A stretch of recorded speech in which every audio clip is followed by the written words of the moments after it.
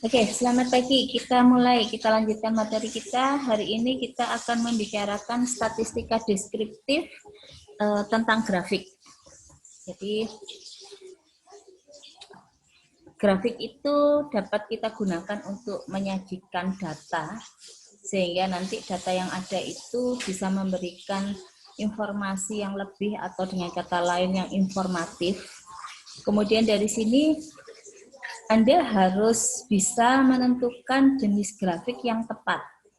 Ya, karena memang kadang ada beberapa grafik itu yang hampir sama, tapi peruntukannya itu sebenarnya berbeda. Jadi hampir sama, kata-katanya hampir, jadi nggak sama persis gitu ya.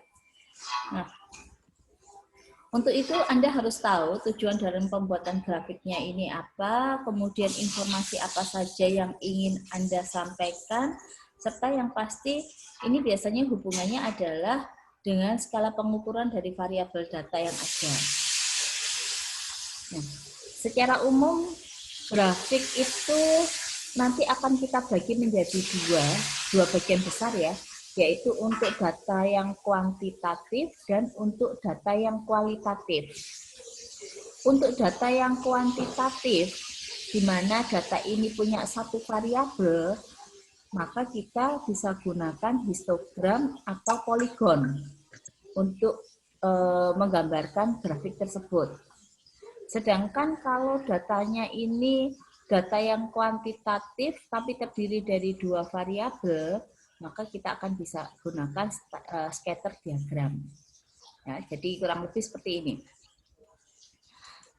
Kita bicara yang pertama dulu. Data kuantitatif yang kita mau buat dalam bentuk histogram. Nah, histogram ini bentuk penyajian grafis dari tabel distribusi frekuensi yang sudah kita pelajari pada pertemuan yang lalu. Ya, jadi ini sebenarnya untuk menggambarkan diagram batang dari distribusi frekuensi. Yang pasti kalau dengan distribusi frekuensi ini nanti pada histogram dia mempunyai karakteristik bahwa batang-batangnya ini tidak boleh ada gap. Jadi batang-batangnya ini harus saling berimpitan. Ya.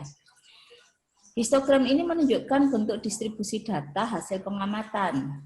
Ya, misalkan aja apakah ini mempunyai ekor panjang di salah satu ujung, ya ini mengamati dari misalkan ikan atau apa gitu. Terus di sini nanti kita bisa lihat pasti akan ada nilai ekstrimnya ya. Terus dengan adanya histogram ini kita bisa secara tepat itu bisa melihat di mana sebagian besar data itu akan terpusat. Kemudian Anda juga bisa melihat penyebaran datanya di sekitar pusat data tersebut. Itu kalau histogram. Jadi dari situ kita bisa langsung lihat di manakah modusnya, terus kurang lebih minnya nanti berada di mana, penyebarannya bagaimana, kurang lebihnya ya. Nah ini sebagai contoh data histogram. Jadi ini data histogram yang ini adalah batas bawah pada kelas interval yang pertama. Ini adalah titik tengah kelas atau kelompok yang pertama. Terus ini adalah titik tengah kelas yang keberapa ini, keempat. Terus yang di sini ini adalah batas bawah kelas keenam dan dia menjadi batas atas kelas yang kelima. Karena kalau pada histogram pada saat kita membuat data tabel distribusi frekuensi itu kan antara batas bawah dan batas atas dari kelas interval sekarang dengan yang sebelumnya itu kan harus sama. Makanya di sini tidak ada gap. Cara menuliskannya, variabel yang kita amati itu berada pada sumbu horizontal. Di sini ini variabelnya. Terus variabel vertikalnya ini adalah frekuensi.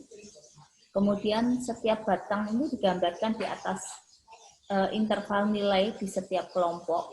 Jadi ada batas bawah dan batas atasnya ya. Dan yang pasti tidak ada gap antar batang pada histogram. Jadi kalau histogram dia harus nempel seperti ini cirinya. Sebagai contoh, diketahui data distribusi frekuensi berat badan siswa kelas 6 SD X sebagai berikut.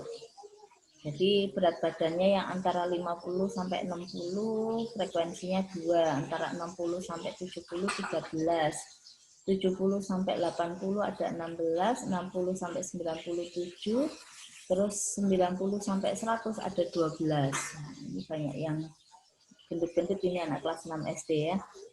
Nah, dari sini kita bisa hitung frekuensi relatif. Gimana kemarin menghitung frekuensi relatifnya? Berarti ini totalnya berapa? 15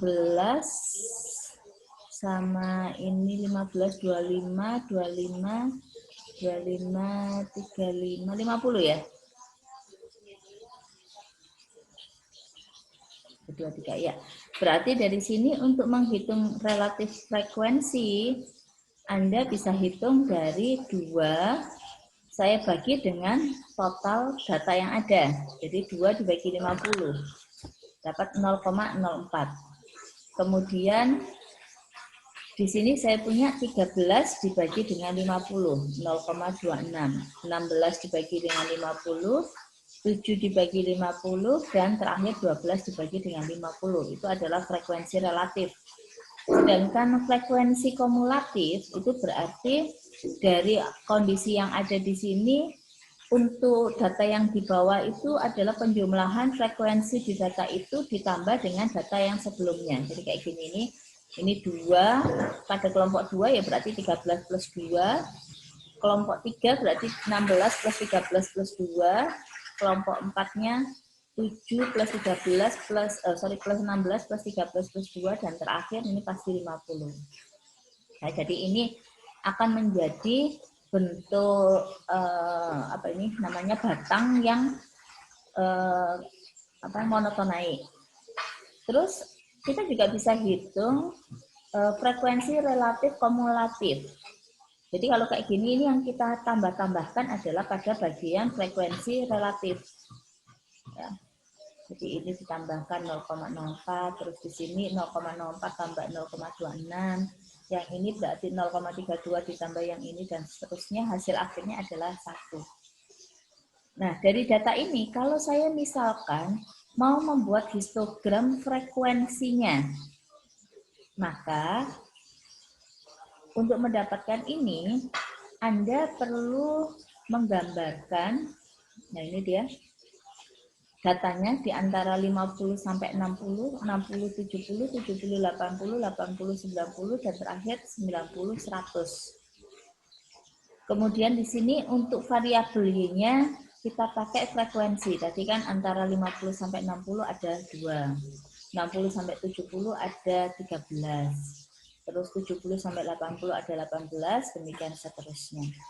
Yang pasti pada saat kita membuat histogram ini tidak boleh ada gap antar batang. Kalau sampai ada gap berarti Anda salah.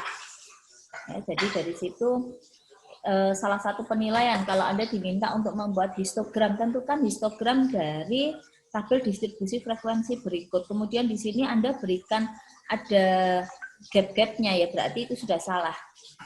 Jadi kayak gitu penilaiannya sudah sangat berkurang ya, karena utamanya histogram yang perlu diketahui bahwa antar data itu tidak ada gap. Terus ini kalau kita lihat distribusi atau histogram frekuensi relatif kumulatif. Ya, jadi kalau kayak gini ini nanti nilainya dia akan semakin lama semakin naik pasti, karena kumulatif ya. Jadi pasti monoton naik. Nah, monoton naik itu kan namanya monoton itu bisa lebih besar atau sama dengan. Jadi kalau kita sudah bicara tentang kumulatif, nggak mungkin Anda dapatkan bentuk datanya itu bentuk histogram, ataupun nanti kalau kita pakai dengan cara yang lain ya, misalkan dengan menggunakan grafik biasa, itu ketemunya adalah fluktuasi gitu, nggak mungkin, karena kumulatif. Kalau kumulatif pasti monoton naik. Jadi ini tinggal ditambah-tambahkan dari hasil tabel yang ada ini tadi. Ya ini yang di sini. Jadi 0,04, 0,3, 0,62, 0,76 dan pada titik maksimalnya adalah sama dengan 1. Itu untuk menentukan histogram. Mungkin ada pertanyaan dulu sampai di sini.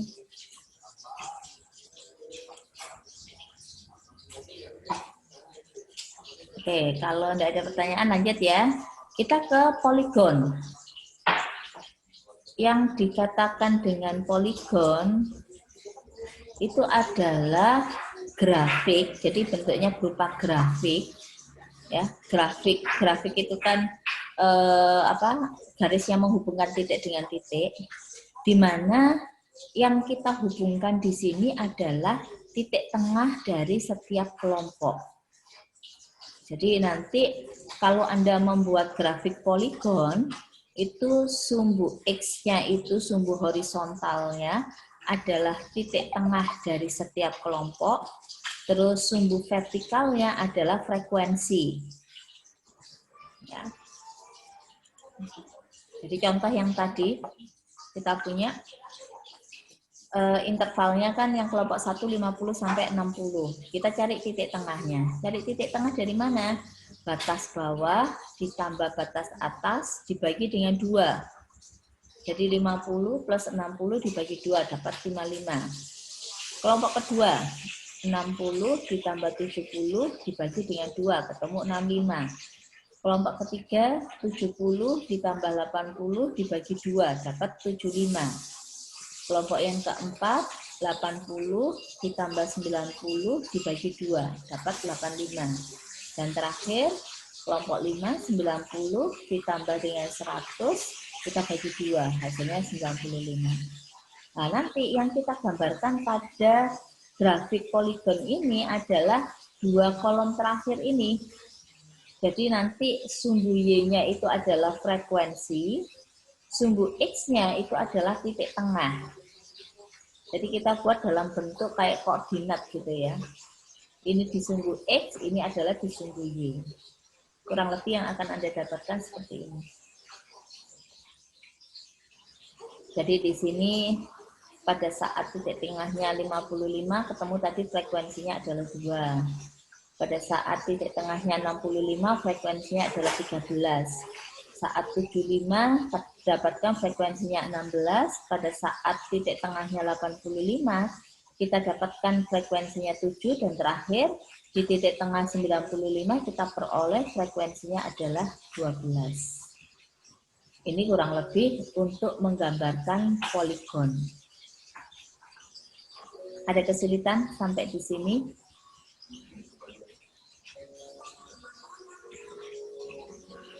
Baik, kalau tidak ada, kita lanjutkan ya. Nah, sekarang kita bicara tentang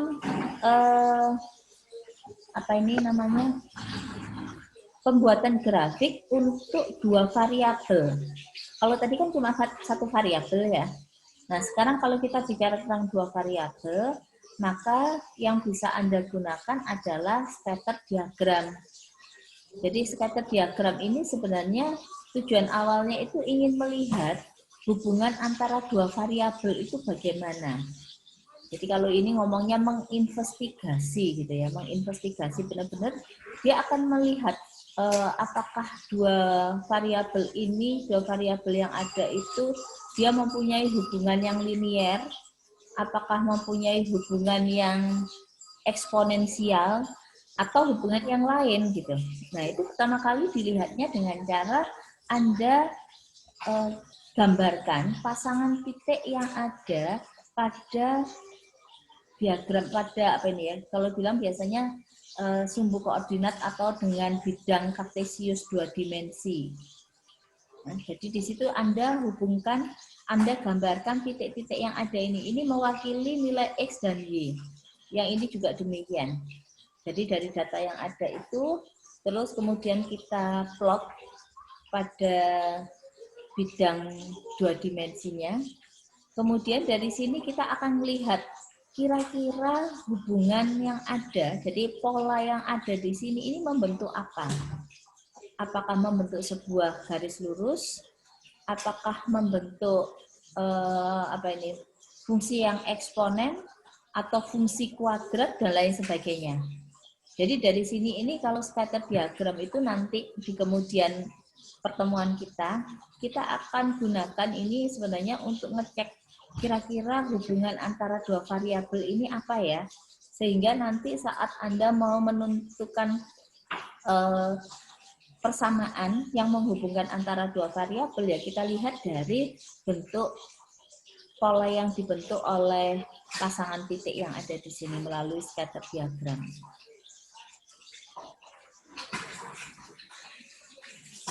Nah ini kurang lebihnya ya, ini juga ada bentuk scatter diagram.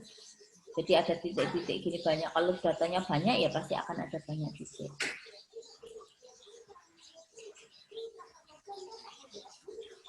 Ya, contoh diketahui seperti ini. Diketahui data jumlah pasien yang datang ke dokter spesialis di Rumah Sakit Melati pada tahun 2018 beserta jumlah dokter spesialis yang praktek pada saat itu. Ini bicaranya bulan ya. Jadi di bulan pertama itu jumlah dokter yang praktek ada 11. Jumlah pasiennya 341. Di bulan yang kedua jumlah dokter yang praktek 16. Jumlah pasiennya menjadi 360. Pada bulan ketiga, jumlah dokter yang praktek itu ada 22 dokter. Jumlah pasiennya menjadi 435. Demikian seterusnya. Nah, dari sini kita mau lihat, kita mau plot. Kalau Anda cuma lihat angka-angka seperti ini kan kita nggak bisa membayangkan. Ini nanti kalau saya mau mencari hubungan antara jumlah pasien terhadap jumlah dokter spesialisnya bagaimana ya gitu kan nggak bisa ngelihat ya karena angkanya seperti itu. Nah kalau Anda plot dalam scatter diagram ternyata ini hasilnya ya. Jadi kalau kita lihat walaupun memang ada naik turun gini ya tapi kecenderungannya dia adalah semakin banyak dokter spesialis itu yang praktek, maka jumlah pasiennya semakin besar. Kecenderungannya seperti ini. Nah, kalau kecenderungannya seperti ini, kita bisa coba nanti, misalkan nih, nanti Anda mau mencari hubungan antara dua variabel ini, maka hubungan antara dua variabel ini bisa kita dekati dengan bentuk linier karena ternyata kalau kita lihat kurang lebih hubungannya adalah hubungan linier. Nah, itu gunanya scatter diagram. Jadi memang kalau nanti dalam pelinearan dalam menentukan hubungan gitu ini sebagai langkah awal ya untuk melihat pola dari data yang kita punya. Ya, itu dulu untuk data kuantitatif. Ada pertanyaan? Jadi pembuatan grafik dari data kuantitatif, kalau tadi kita bisa gunakan yang pertama dengan menggunakan histogram kalau ada satu variabel atau pakai poligon. Ya. Kalau dua variabel maka Anda bisa menggunakan scatter diagram.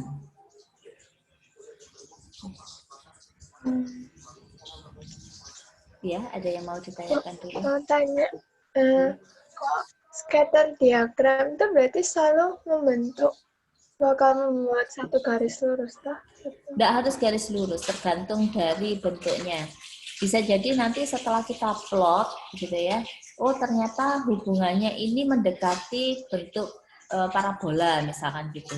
Berarti nanti pada saat kita mencari hubungannya ya jangan pakai hubungan garis lurus karena errornya akan besar nanti. Ini sebagai gambaran umum dulu ya. Jadi nanti Anda akan bicara yang disebut dengan regresi. Jadi mencari persamaan regresi itu bisa regresinya linier, bisa non-linier. Nah, biasanya langkah paling awal kita mau pakai regresinya linier atau non-linier itu Anda plot dulu datanya dalam scatter diagram. Kalau kecenderungannya ini kan kecenderungannya gitu naik terus walaupun ada yang turun gitu ya, tapi kalau kita ambil sebuah garis yang garis lurus di antara data-data ini ternyata bisa mewakili nanti. Ya lebih lanjut nanti kita akan bicarakan ya datanya itu data apa. Nah nanti kalau misalkan nih hasil dari plottingnya itu dia kecenderungannya gini. Ini misalkan pertama besar, terus turun, kemudian di satu titik tertentu dia kembali naik lagi. Nah, kalau kondisi yang seperti itu kan berarti jangan didekati dengan garis lurus, errornya akan besar. Kita coba dekati dengan persamaan kuadrat. Berarti pendekatannya nanti non-linear. Bisa jadi juga ternyata fungsi yang kita punya itu nanti awalnya sedikit landai, kemudian tiba-tiba dia langsung naik ke atas gitu. Jadi membentuk kurang lebih fungsinya kayak fungsi eksponensial. Ya berarti nanti untuk pendekatannya kita lakukan pendekatan dengan fungsi yang yang eksponensial atau non linear tadi. Jadi ini kan sebenarnya untuk melihat kasarannya, gambaran kasar dari data yang ada ini kita bisa dekati dengan apa? Kasih Bu. Iya, sama-sama pasti. Ada pertanyaan lagi untuk data kuantitatif?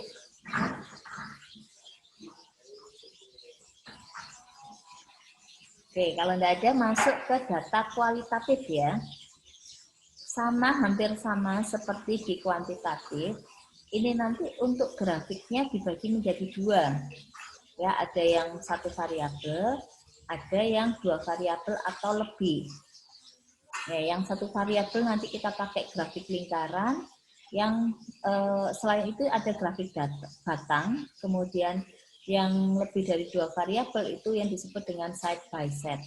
Nah, yang saya katakan di sini grafik batang ini nanti akan hampir mirip seperti histogram. Makanya tadi saya bilang ada beberapa yang mungkin sebenarnya bentukannya sama, tapi penulisannya berbeda dan itu diperuntukkan untuk kondisi data yang berbeda. Ya, jadi grafik batang ini ya bentuknya kayak tadi histogram gitu, itu bentuknya batang namanya aja grafik batang ya. Tapi ada pembeda utamanya. Kalau di grafik batang, antar batang itu harus ada gap. Kalau tadi histogram kan tidak boleh ada gap. Perbedaannya di situ. Ya, nanti kita lihat satu persatu ya. Kita bicara pertama dulu adalah grafik lingkaran. Nah, grafik lingkaran ini kita gunakan untuk menyajikan data distribusi frekuensi relatif. Jadi, ini kita pakai untuk menyatakan dalam bentuk persentase. Lingkaran ini, satu lingkaran penuh itu kita katakan 100%. Nah, data yang ada itu Anda harus persentasekan dulu. Sehingga nanti kita bisa menghitung luas dari juring yang ada. Jadi kalau ada yang kondisi yang kayak gini ini, ya ini tentang jumlah kunjungan dokter gitu ya. Nah, maka dari sini ini kita bisa lihat bahwa yang paling banyak, ini informasi yang ada di grafik lingkaran ini kurang. Ini harusnya walaupun ada gambar kayak gini, ini ada persentasenya ya. Jadi yang paling besar itu adalah yang tidak ada kunjungan. Ya. Terus disusul yang satu kunjungan, dua kunjungan, dan seterusnya. Jadi gitu. Kalau grafik lingkaran, maka Anda harus persentasekan. Sebagai contoh gini, diketahui ini, jumlah anak dalam sebuah keluarga. Jadi ini dilakukan survei ke berapa ini? 10, 20, 26. Iya, 26. Kalau saya 10, ini 20. Oh iya, 26. Oh, ini berarti salah ngitung ini. Bisa anggap aja benar ya, 25 gitu anggap aja. Nah, kemudian dari sini diketahui bahwa keluarga yang jumlah anaknya adalah 0, itu ada 3 keluarga. Jumlah anaknya 1 itu ada 6 keluarga. Keluarga yang mempunyai anak 2 itu ada 10 keluarga. Yang mempunyai anak 3 itu adalah 4 keluarga. Yang mempunyai anak 4 adalah 2 keluarga. Dan terakhir yang mempunyai anak 5 itu ada 1 keluarga. Anggap aja ini totalnya benar 25 karena sudah dihitung di sini. Nah, saat Anda mau membuat dalam bentuk grafik lingkaran, maka untuk jumlah anak 0, kita akan dapatkan dari 3 saya bagi dengan totalnya. Sebut aja ini totalnya adalah 25 gitu ya. Maka akan saya dapatkan 3/25 kalikan 100%. Diperoleh hasilnya adalah 12%. Nah, kalau Anda mau menggambarkan dalam lingkaran 12% itu seberapa luas sih? Maka persentase ini kalikan dengan 360 derajat. Jadi 12% kali 360 derajat. Dapatnya di sini 43,2 derajat.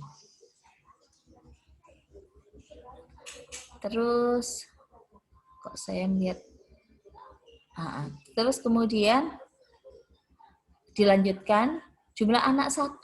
Jumlah anak 1 berarti ini tadi 6/25 kali 100%. Berarti 24%. Nah, 24% itu kalau saya mau gambarkan dalam lingkaran ini berarti dia ada berapa derajat gitu ya. Ya, kalikan aja dengan 360 derajat. Dapatnya 86,4 derajat.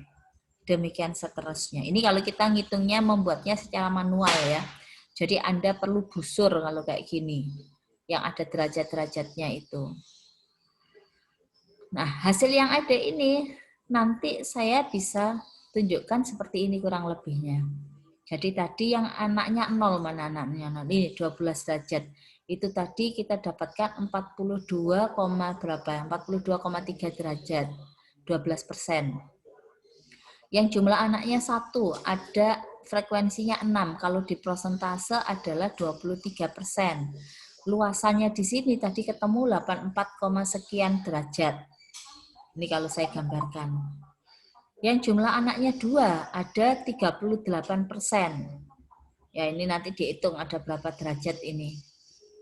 Yang jumlah anaknya 3 ada 15%, jumlah anaknya 4, 8%, dan yang jumlah anaknya 5 itu adalah 4%. Nah, kurang lebih seperti ini cara membuat grafik lingkaran. Jadi data yang ada di sini ini merupakan persentase dari setiap setiap kelompok yang ada. Ya, jadi kalau persentase ya berarti kita ngitungnya nilai di situ dibagi dengan total nilai. Nah, kalau Anda pakai alat bantu misalkan Excel gitu ya gampang, tinggal ini saja Anda blok, kemudian ambil yang lingkaran gini, dia secara otomatis pasti akan menunjukkan nanti bentuk-bentuk dari persentasenya. Tinggal Anda mau nampilkan dalam apa, value atau persentase gitu aja. Oke, ini untuk grafik lingkaran. Ada pertanyaan? Kalau tidak ada, lanjut. Grafik batang. Nah, grafik batang ini mewakili, jadi satu batang itu mewakili kelompok tertentu. Yang pasti lebar batang harus sama, jarak antar batang juga harus sama. Jangan ada yang jaraknya besar sekali, yang ini kecil sekali, nanti orang melihat itu sepertinya akan ada makna jaraknya tersebut. Terus lebar dari batang juga harus kita buat sama. Jangan ada yang kurus, ada yang gendut. Nanti orang mikirnya yang gendut itu apa tambah banyak kah frekuensinya. Nanti mikirnya macam-macam. Padahal sebenarnya batang itu hanya sebagai penyimbolan dari variabel yang kita punya. Ya, penamaan dari variabel-variabelnya, dari bagian variabel itu. Setiap batang harus ada gap untuk menekankan bahwa setiap nilai ini merupakan kategori yang terpisah. Ya, kalau tadi saat kita bicara histogram itu kan tidak ada gap ya, karena memang ini yang menyatakan pada kelompok-kelompok tertentu di antara kelompok itu memang batasannya akan selalu sama. Tapi kalau kita bicara grafik batang, maka harus ada gap, harus ini malahan ya. Nah, ini sebagai contoh. Grafik batang bentuknya yang vertikal. Nah, kalau bentuknya yang vertikal ini bisa kita lakukan apabila jumlah kelompoknya maksimal 7 kelompok. Jadi ada maksimalnya. Kenapa, Bu? Kalau ternyata Anda punya jumlah kelompoknya ini misalkan nih ya 12 gitu, nanti informasi yang tertulis di sini yang mewakili dari batang-batang ini tidak akan terbaca dengan baik. Jadi biasanya kalau kondisi yang kayak gini ini nanti informasi yang ada itu tulisannya itu miring-miring nggak karuan gitu. Jadi kita nggak bisa membaca dengan baik. Makanya di sini dikatakan untuk bentuk grafik batang vertikal itu baik Anda gunakan jika jumlah kelompoknya itu antara 2 sampai dengan 7 kelompok saja. Jadi maksimal 7. Jadi kayak gini ini antar batang ada jarak, ada gap. Dan kita lihat jaraknya selalu sama. Jadi jangan sampai bikinnya itu yang ini lebar, yang ini sempit sekali. Terus semakin sini semakin sempit, semakin sempit. Kenapa kok dibikin gitu? Iya Bu, ternyata nggak cukup gitu lah. Itu jangan sampai terjadi kayak gitu. Terus juga lebar batangnya ini. Lebar batangnya harus sama untuk setiap golongan atau setiap kelompok yang kita punya. Ini adalah grafik batang vertikal. Sedangkan grafik batang horizontal ini bisa kita gunakan jika jumlah kelompoknya lebih dari 7. Loh, kalau yang tadi saya pakai yang gini bagaimana Bu? Boleh, enggak apa-apa. Ya. Jadi kalau tadi yang jumlah datanya kurang dari 7, Anda mau pakai yang horizontal enggak apa-apa, tapi biasanya orang lebih suka itu melihatnya adalah seperti yang tadi, yang grafik yang vertikal tadi ya, karena lihatnya enak. Ini kan rada miring-miring gitu. Makanya ini diutamakan untuk yang jumlah kelompoknya lebih dari 7. Sebagai apa sih? Supaya ini loh kebaca. Kalau tadi di sini itu pasti nggak akan terbaca dia. Pasti akan jadinya tulisannya juga vertikal-vertikal dan kadang itu akhirnya beberapa di hide karena kondisinya nggak cukup untuk yang ini. Kalau ini kan nanti bisa panjang ke atas ya. Jadi yang di sini ya harapannya tetap bisa terbaca. Itu grafik batang yang horizontal. Jadi Anda harus tahu kapan pakai penggambaran dengan grafik batang horizontal, kapan dengan menggunakan grafik batang yang vertikal. Nih, sebagai contoh nih. Diketahui data pendidikan terakhir dari 20 orang karyawan PT X sebagai berikut. Ya, ini datanya seperti ini. Kemudian dari sini Anda diinginkan untuk, oh ini sudah ada jawabannya, untuk menggambarkannya.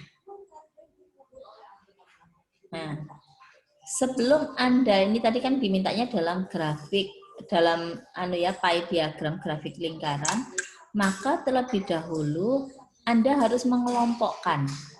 Jadi kalau kayak gini ini harus dikelompokkan. Jumlah yang pendidikan terakhirnya SMA ada 2. Terus yang S1 berapa ini? 1, 2, 3. Yang S1 ada 3.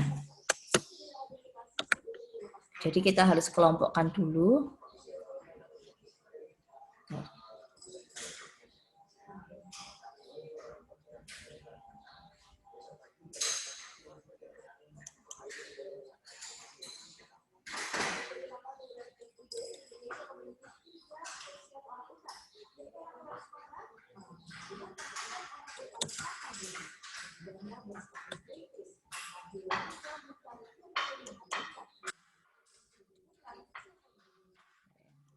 Sini.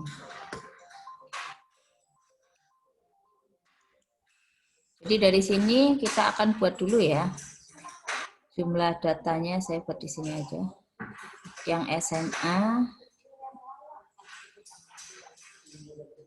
ini berarti saya punya yang SMA ada berapa tadi? Ada 1 ya. Terus yang S1 berapa berarti? 1, 2, 3. Oh, SMA-nya 2 kok 1. Ini 3. Terus yang S2 ada berapa yang S2? 1, 2, 3, 4, 5. Ada 5.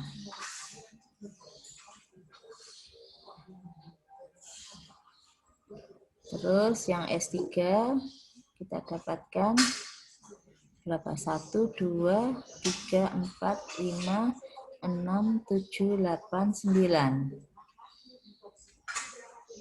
Terus satunya lagi lainnya. Lainnya ada 1. Total benar 20, 10 betul ya, 20. Nah, sehingga dari sini Anda harus persentase sekarang. Jadi saya tuliskan di sini ya persentasenya. Kalau untuk yang SMA, 2/20 kalikan dengan 100%. Berarti kita dapatkan berapa? 2/20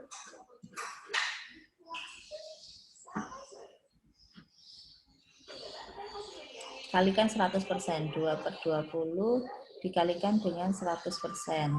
Saya dapatkan hasilnya adalah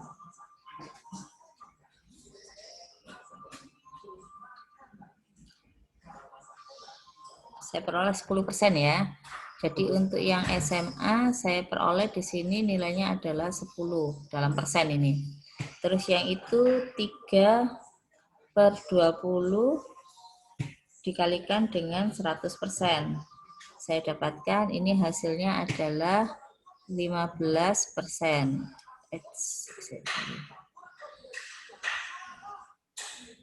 Itu untuk yang S1. Yang S2 5/20 dikalikan dengan 100%. Berarti 25%. Terus yang S3 9/20 dikalikan dengan 100%, saya dapatkan 45%. Dan terakhir yang itu satu orang 1/20 dikalikan dengan 100%, berarti saya dapatkan 5%. Totalnya harus 100 ya ini ya. Coba kita hitung. 10, 25, 50, 95. Ya betul sudah. Totalnya 100. Nah ini nanti yang akan menjadi informasi pada diagram lingkaran Anda. Ya, jadi ini informasi yang ada di diagram lingkaran Anda, persentase ini. Cara gambarnya ya kayak tadi ya, 10% dikalikan dengan 360 derajat. Dapat berapa derajat itu untuk gambarnya. Tapi kalau kita punya ada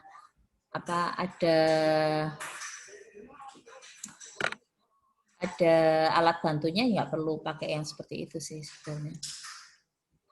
Nah, kita lihat ya, jadi 10, 15, 25, 45. Ini harus dihapus dulu.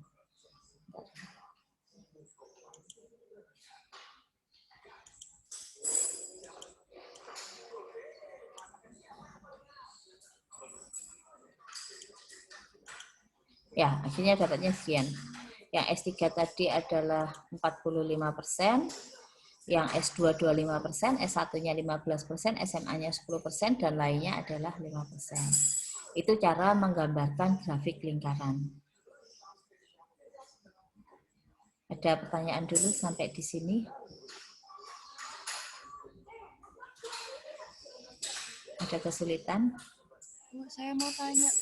Iya. Ini Catherine.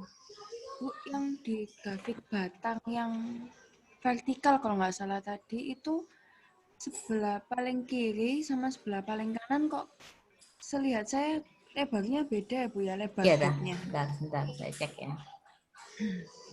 Yang vertikal ya? Yang berdiri ya. Yang berdiri, bentar.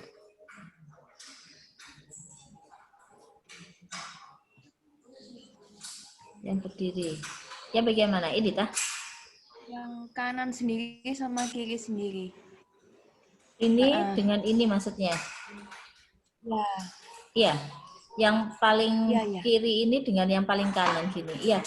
Kalau ini kan Ya. karena memang dia adalah ini data awal, ini data akhir ya. Jadi ngelihatnya itu yang antar batangnya ini.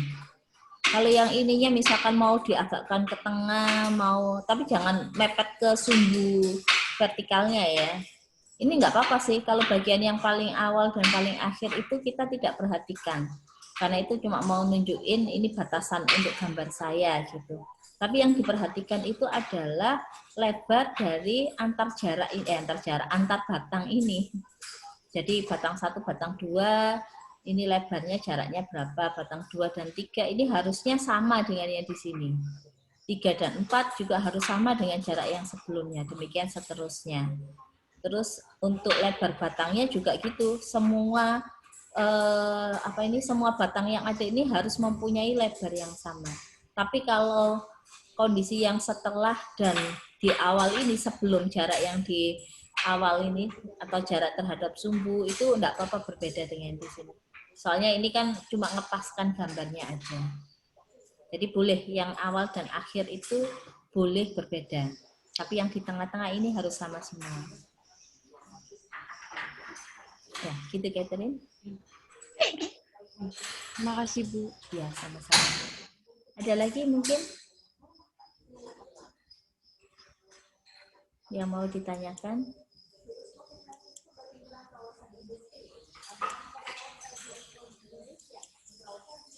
Oh, ini tadi kalau bentuknya dalam bentuk diagram grafik batang ya.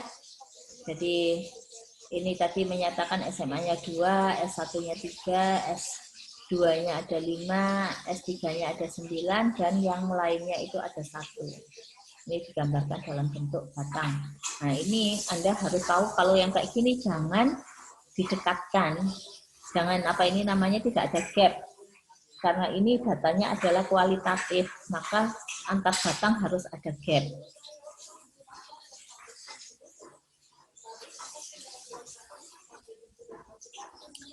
Terus grafik yang terakhir yaitu side by side grafik. Ini biasanya adalah untuk memperlihatkan kalau variabel yang kita punya itu lebih dari dua atau dan seterusnya gitu ya. Jadi kayak di sini ini saya mau ini ada ada investor ABC, kemudian ada comparing investornya, ada saving, CD, bond, dan stock. Ya, ada beberapa variabel yang mau dibandingkan dari 3 investor yang ada ini. Maka Anda bisa menggunakan dengan cara yang disebut grafik side by side. Boleh nulisnya dalam bentuk grafik yang horizontal ya, atau mau ditulis dalam grafik yang vertikal juga nggak apa-apa. Ya, yang pasti kayak tadi yang saya bilang, kalau nanti pembandingnya gini ini terlalu banyak, ya pakailah yang vertikal seperti ini, yang horizontal. Karena kalau vertikal nanti tulisannya di sini tuh tidak akan terlihat. Terus bisa juga, bisa juga dalam bentuk pembuatan data yang seperti ini ya. Jadi ini data penjualan mobil Daihatsu selama tahun 2018. Ini ada beberapa macamnya, ada Sigra, Grand Max, Xenia, Terios, Ayla, Grand Max yang lain, tipe lain. Ada juga yang lain-lainnya karena mungkin jumlahnya sedikit dijadikan dalam satu kategori. Nah ini dilihatkan retail sales-nya sekian, wholesale-nya sekian. Sehingga dari sini Anda nanti bisa membuat bentuk grafik side by side. Kira-kira bagaimana? Kalau mau membuat grafik side by side. Ini ada 1, 2, 3, 4, 5, 6, 7, pas 7. Kalau pas 7 boleh Anda buat dalam bentuk grafik yang vertikal ke atas gitu ya, atau yang horizontal yang ke samping. Tapi kalau saya sarankan kalau sudah banyak gitu ke samping aja. Nanti bentuknya kurang lebih akan hampir sama seperti grafik yang gini, tapi nanti pada setiap jenis kendaraannya Anda akan punya 2 batang. Jadi 2 batang, satu itu menyatakan retail sales, yang satunya adalah mau menyatakan wholesale-nya. Jadi ada 2 batang di setiap merek mobil yang ada. Jadi nanti di Sigra, ini retail sales-nya berapa, wholesale-nya berapa dalam 2 batang yang berbeda, dijajar. Terus Grand Max, gitu juga, demikian seterusnya. Itu ya, cara membuat grafik side by side. Gimana? Ada pertanyaan? Mau tanya, kalau yang satu variabel kita penentuan grafik batang kok lebih dari 7 baru yang dari vertikal. Gimana? Sorry. Kalau misalnya kan ada batasan, kalau misalnya lebih dari 7 baru pakai yang vertikal Horizontal. yang grafik batangnya. Kalau misalnya yang untuk grafik side by side ini ada penentuan kayak Sama sih maksimal berapa sebetulnya, untuk sama seperti itu. Kenapa sih kok kalau lebih dari 7 itu kita lebih enak pakainya yang bentuk horizontal gini ya? Karena ini tadi loh, informasi yang ada di sini itu supaya terbaca. Jadi yang side by side pun juga lebih baik. Kalau saya lebih baik ya gunakan yang bentuk yang horizontal seperti ini. Nah ini cuma 4 bikinnya horizontal Bu. Ya nggak apa-apa juga, kan tadi saya bilang kalau yang horizontal itu sebenarnya bisa bebas gitu ya.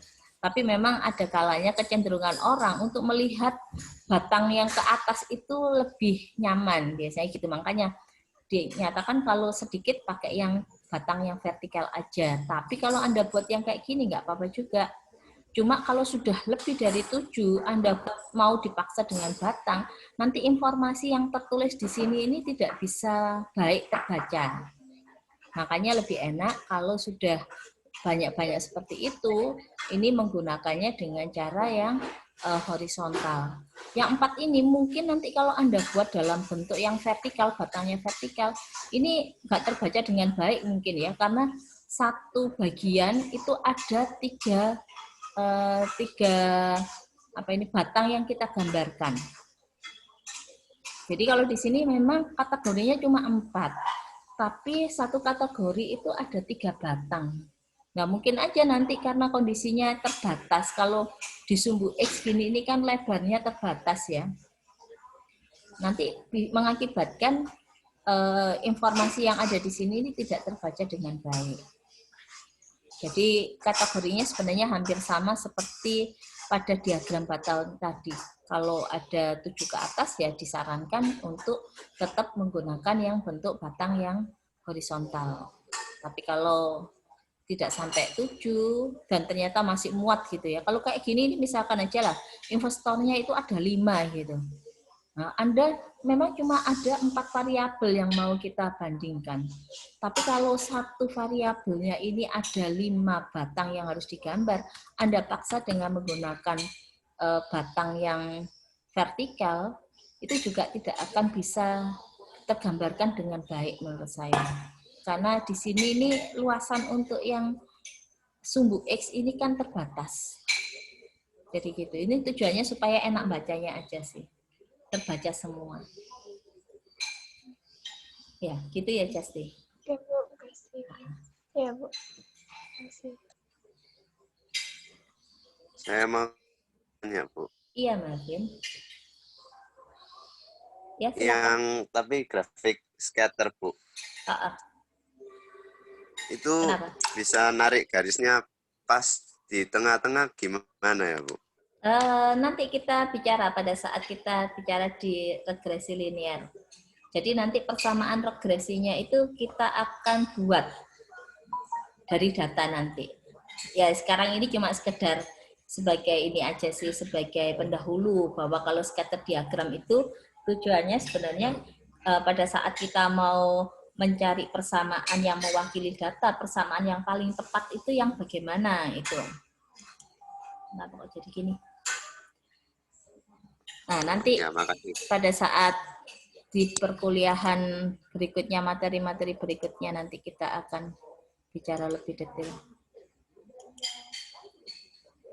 Sebentar. Ya, makasih, Bu. Ya, sama-sama. Mungkin ada lagi yang mau ditanyakan?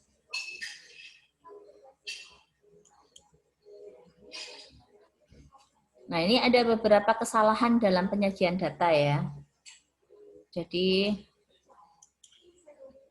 yang pertama yang disebut dengan chart junk, ini artinya gini sih, ada kalanya orang itu kepinginnya melihatnya oh dari sisi keindahan gitu, sisi keindahan atau entahlah apa yang mau menunjukkannya itu dalam bentuk gambar. Tapi ternyata hal-hal yang kayak gitu, maaf, itu malah tidak cocok gitu ya. Jadi contoh ini aja, mau menunjukkan upah minimum gitu. Upah minimum memang mau ditunjukkan sih ini, semakin tahun upah minimum itu ternyata semakin naik, semakin besar. Nah, mau menggambarkannya dengan apa? Dengan menunjukkan ini ada uang kertas, kalau di tahun 60 itu dia cuma $1, jadi uang kertasnya kecil, di tahun 70 itu menjadi $1,6, berarti ini kan nominalnya naik. Dengan cara gini mau digambarkan, ya sudah kalau gitu uangnya saya gambarkan agak besar gitu. Di tahun 80 ternyata naik lagi, digambarkan agak besar lagi, demikian seterusnya. Nah, kondisi yang kayak gini ini tidak baik ya kalau kita menyajikannya. Ya ini kalau datanya cuma 4 gitu, kalau datanya 20 gitu. Mau melihat 20 tahun terakhir bagaimana sih kondisi upah minimum kita. Oh, nanti tambah lama yang terakhir nanti satu halaman sendiri gambar uangnya, karena tambah lama kan memang tambah naik. Nah, hal-hal yang kayak gini ini harusnya bisa kita hindari. Terus bagaimana cara menyajikannya? Menyajikannya Anda bisa gunakan dengan menggunakan grafik. Ya, grafiknya ini bisa macam-macam ya. Kalau yang di sini ini biasanya sumbu Y itu menyatakan yang frekuensinya. Jadi kalau kita lihat ini kan di tahun-tahun. Mulai 1960, 70, 80, 90. Oh, ternyata kalau gini saya bisa lihat dari grafiknya. Oh, dari tahun ke tahun ini ternyata upah minimumnya akan kita lihat di situ semakin lama semakin naik. Nah, jadi di sini akan terlihat gitu. Ini penyajian yang baik, yang ini penyajian yang kurang baik. Terus yang kedua, yang harus hati-hati itu adalah, ini ada kesalahan ini kayaknya, datanya nggak gini, harusnya tetap tabelnya gini ya. Jadi kalau Anda mau menunjukkan data ternyata nilainya besar sekali, maka lebih baik Anda buat dalam bentuk yang relatif, dalam prosentase. Ya, jadi dibuat dalam bentuk persentase. Ini kalau ini kayak 0 sampai 300, karena apa? Pada saat kita lihat yang di sini ini, di antara 100 sampai 200 ini berapa ini? Nah, kita kan tidak jelas ya, ini berapanya. Karena ini terlalu besar menurut saya. Apa ini namanya ya? Skalanya terlalu besar. Skalanya sampai ratusan gitu. Nah, yang baik yang bagaimana? Kalau memang besar seperti ini, angkanya kita buat dalam bentuk persentase. Nah, kalau dalam bentuk persentase, ini tabelnya keliru, harusnya tabelnya sama kayak gini aja. Tapi di sininya dalam persentase. Nanti Anda bisa lihat, oh kalau yang ini berarti di antara 10-20%. Kita bisa ngomong kan antara 10-20 itu cuma ada beberapa angka saja gitu ya.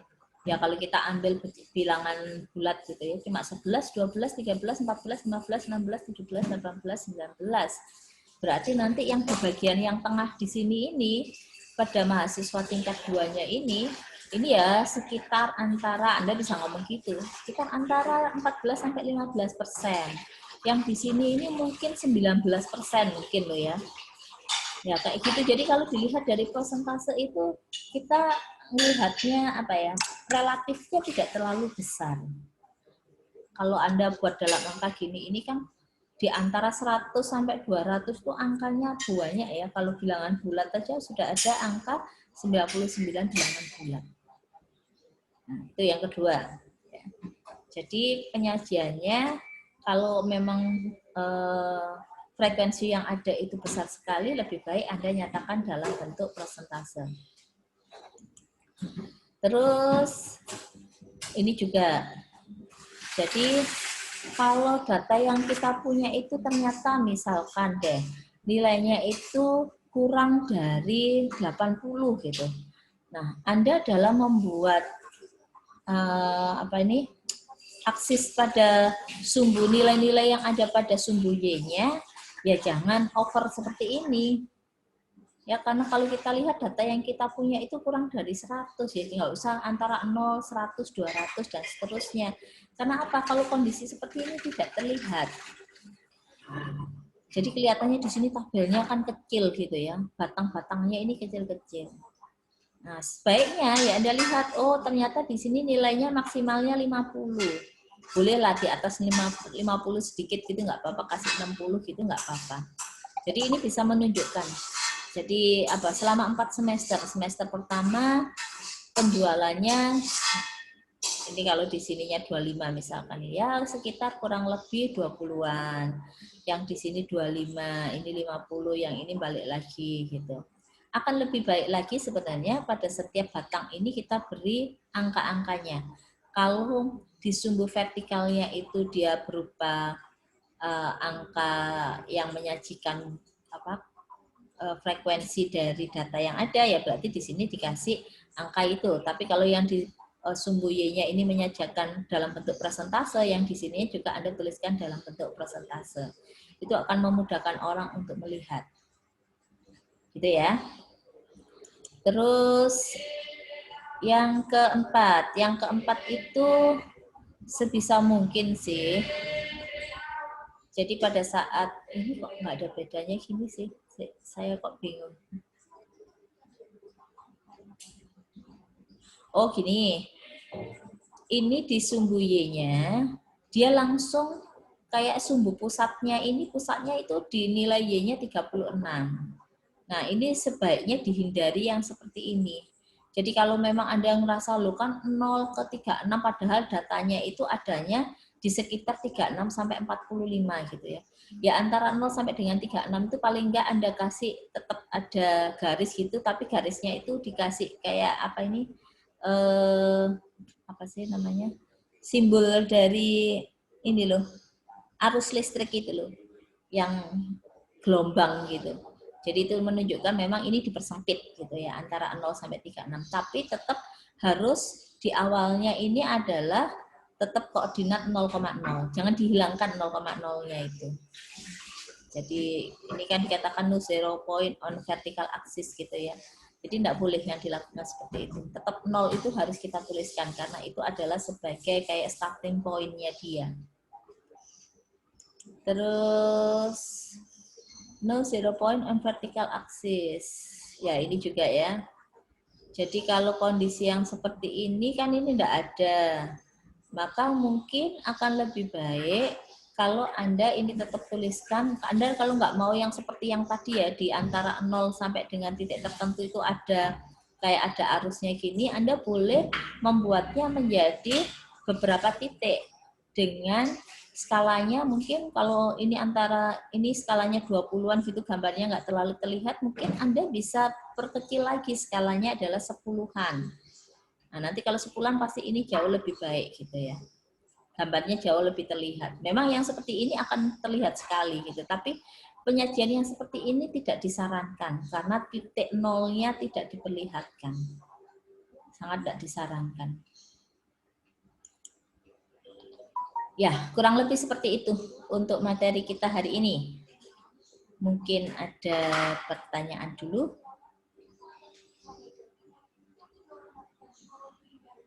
Gampang ya, ini kan cuma nyajikan data gitu aja. Tidak ada pertanyaan? Kalau nggak ada pertanyaan, ini ada satu soal yang harus Anda kerjakan. Seperti yang lalu ya. Ini pertanyaannya. Kemudian kembali dikumpulkannya di ULS seperti pada minggu yang lalu. 1, 2, 3, 4, 5. Kerjakan sendiri-sendiri aja ya, supaya latihan sendiri-sendiri. Terus kemudian waktunya kan masih panjang, masih 1 jam lebih. Kita selesai itu harusnya 9.30, ya masih 1 jam lebih, 1 jam 20 menit. Memang banyak ini yang harus Anda kerjakan, tapi dengan waktu yang seperti itu menurut saya sudah lebih cukup. Gimana, ada pertanyaan dulu?